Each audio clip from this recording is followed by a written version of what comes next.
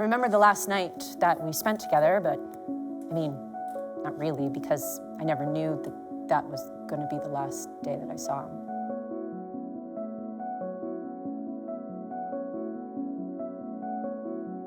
So the door knocks and Robin lets him in. Hey, Daddy, who's that behind you? He's so sad, so very sad. He's looking at the floor and he can't really look at me, and he kept saying, "Come here, come here." So I go to him and he pulls me into this hug.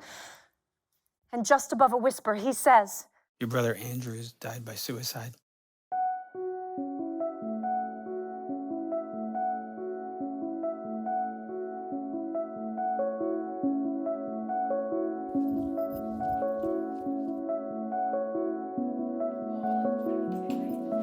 yeah, that they were like giants. Okay, yeah, I can.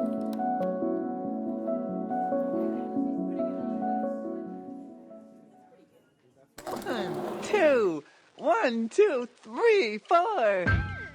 Andrew was 22. He was my stepbrother. I say in my show that suicide sends out depression like a nuclear blast, and that's really what it felt like. It felt like Andrew's death just annihilated everything around me. He looked like John Lennon, Yoko years. Woody Allen with big poofy hair and his big glasses. He was Valley D of his high school. He got a scholarship to go to university. He loved film and directing. When I started Everything But the Cat, it was a very selfish,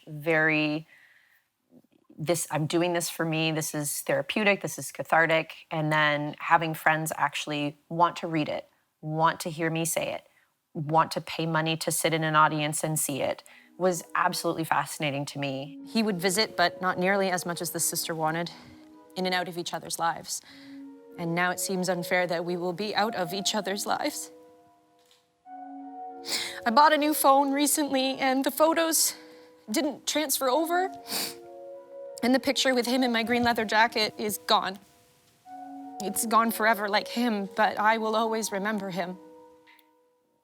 You're not around anymore, and that's the thing that people like me as a suicide loss survivor have to navigate.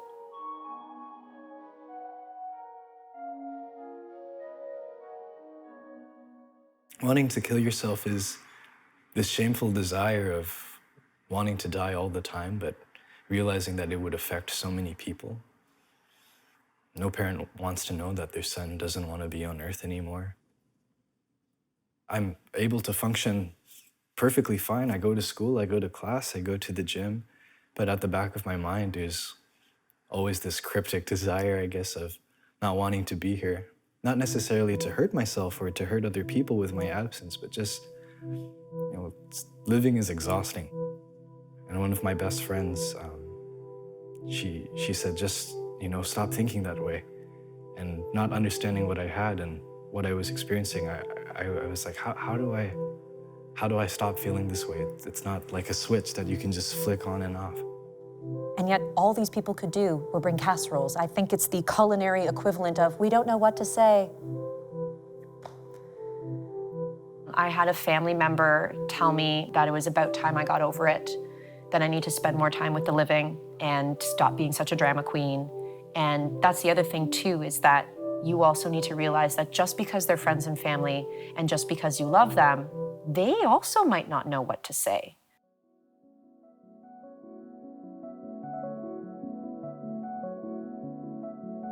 It is really hard to cover certain events, and especially when you are there on the ground in the field. When I became an anchor, I thought it would get easier, but then you see pretty much every awful thing that's happening in your city in an hour that's right in front of you while you're giving the news. So it has definitely taken a toll over the years. On Monday, we told you about a man who was pushed to his death on a subway platform.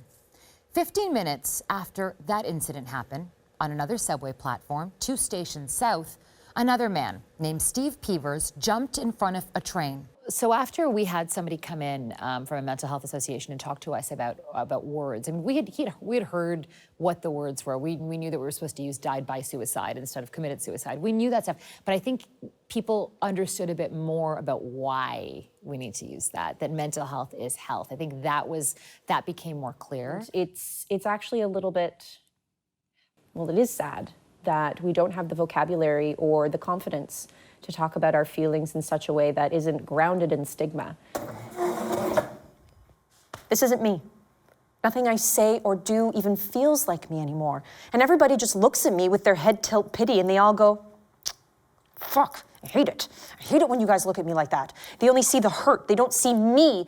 Mental illness isn't like a broken ankle. It's almost more like a damaged kidney. It's more chronic than a bruise or a cut. It's not something you put a Band-Aid on.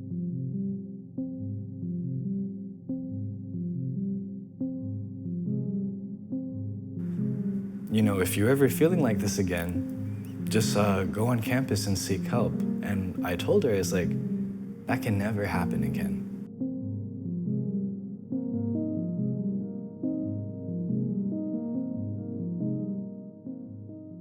I went to the University of Toronto and told a mental health nurse that, you know, I've been wanting to kill myself for 2.5 years and that I had a meditated plan.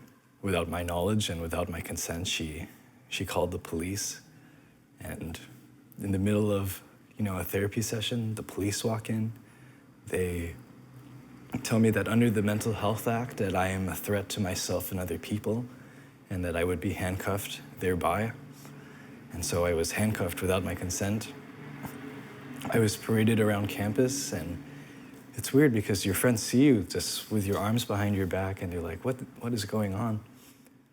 I didn't commit a crime and I don't feel like having these feelings is criminal.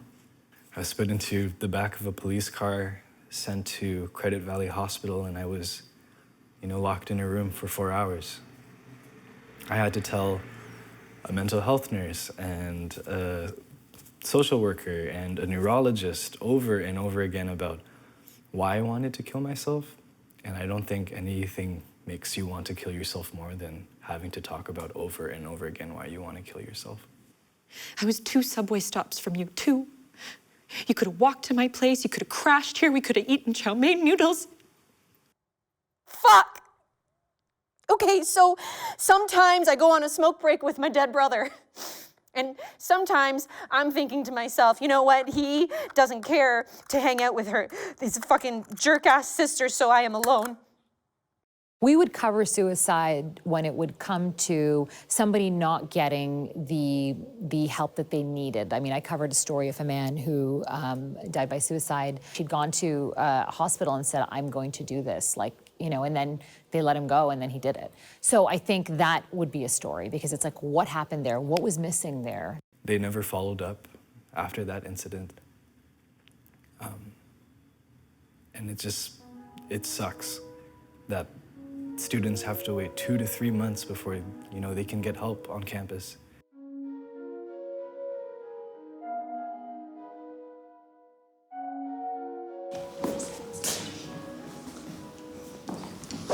I posted my outfit today on Instagram and people said that I look like Asian Steve Jobs.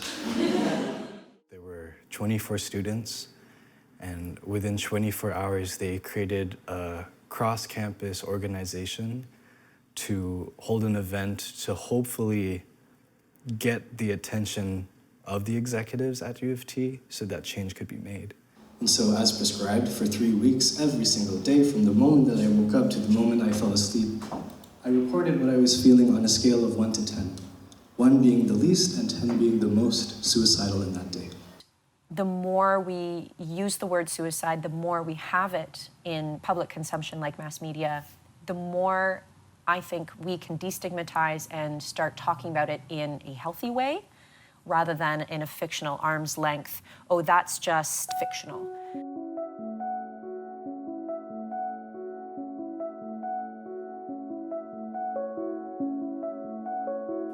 My design teacher gave us a final project to create an infographic to describe ourselves. And so I had all of this data. And so I turned this collection of mathematical art into a collective that I called 24 Hours. Understanding like that process and what it did for me, like statistically to understand what I was feeling and why, and emotionally to come to terms with it, I was like, oh my God, like there's so many benefits for the reader.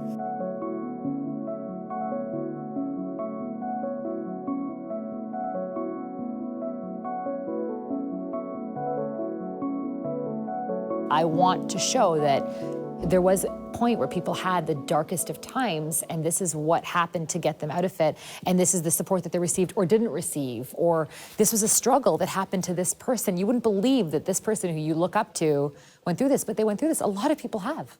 So I had to be, you know, super honest about what had happened that day, why I was feeling that way.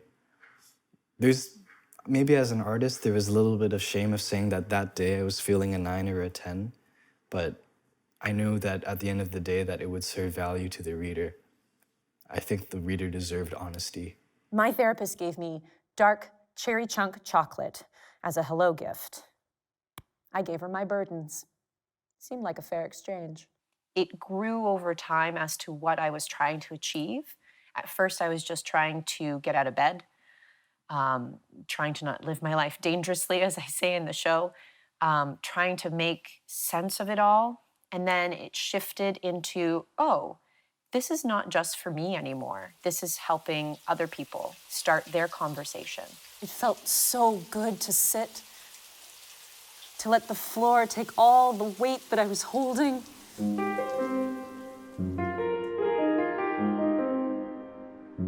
Before I didn't have the tools to understand what I was feeling. I didn't have the support system. I couldn't identify triggers. I didn't know what a trigger was. But at least now I have the tools necessary to cope. I can understand what I'm feeling and why. And that in turn can make me feel better. You need to see it as a positive. For me, it's you have this different layer to your personality that'll help you understand people better. I mean, a journalist who suffered from a mental health illness, like, is something that is someone that can bring different questions to the table, that can bring a different perspective, that can bring a different level of empathy. I suffered from postpartum depression. I was on Prozac, you know, like, I have gone through that. So when somebody tells me about the depression that they've faced, or something that exists in their family, or overcoming trauma, I have a different level of understanding. Failure sucks. It sucks something out of you, and it leaves a hole in you, but that hole, that vacancy, it opens you up to something else. And there's room to grow because of that failure. Failure is a gift. I fucking hate that I didn't teach you that nobody told you to not be perfect. Mental illness is by so many times triggered by the events in life. And so because life is filled with so many struggles, mental illness will always be present. And so when we look at mental illness, we need to teach appropriate coping mechanisms and provide long-term resources, as opposed to, here's a quick fix, here's an easy solution, you'll never feel like this way again. That's not how it works. And I want everybody to realize that sometimes even the end of that movie, just get to the end of that movie, just pick up that call, pick up the phone, and reach out to somebody. That minute by minute, you can do this.